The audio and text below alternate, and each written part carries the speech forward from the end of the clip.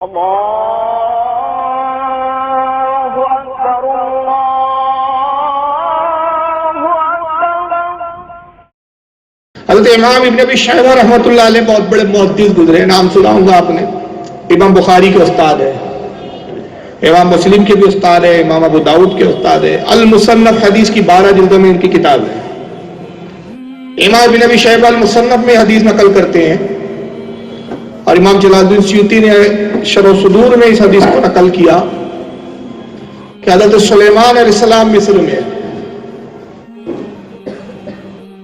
ایک شخص آتا ہے، ان کا امتی ہے، ان پر ایمان لایا۔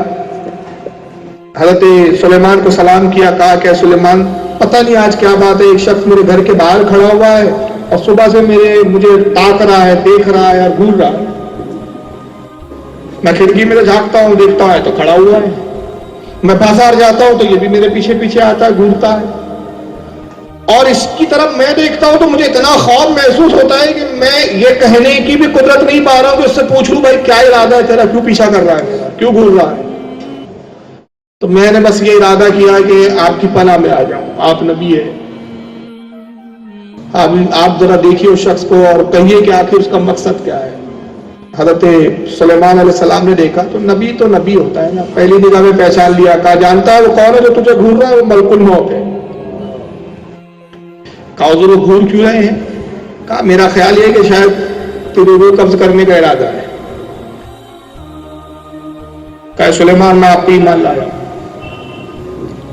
اور اب میں آپ کی پناہ میں آیا ہوں، نبی کی پناہ میں آیا، مجھے مایوس نہ کیجئے، مجھے ملک الموت سے بچائیے۔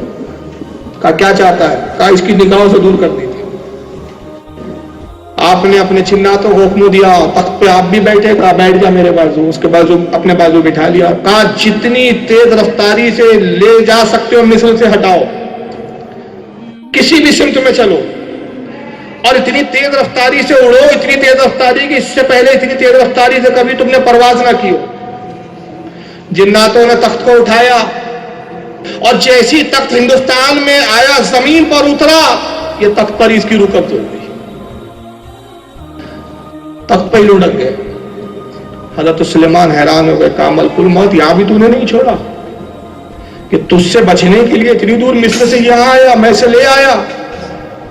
تو کہنے لگے، عرض کیا کہ سلیمان اصل میں معاملہ یہی ہے کہ رب کی طرف سے مجھے حکم ہوا کہ اس کی روح ہندوستان میں قبض کرنا ہے۔ میں صبح سے حیران تھا، یہ مصر میں گھوم رہا ہے، یہ انسان ہے، ہندوستان جائیں گا تو جائیں گا کیسے؟ اسی بات کی وجہ سے تو میں اسے گھور رہا تھا۔ وہ کہا آپ نے میرا آسان کر دیا۔ تو اس واقعے سے دو باتیں پتہ چلی۔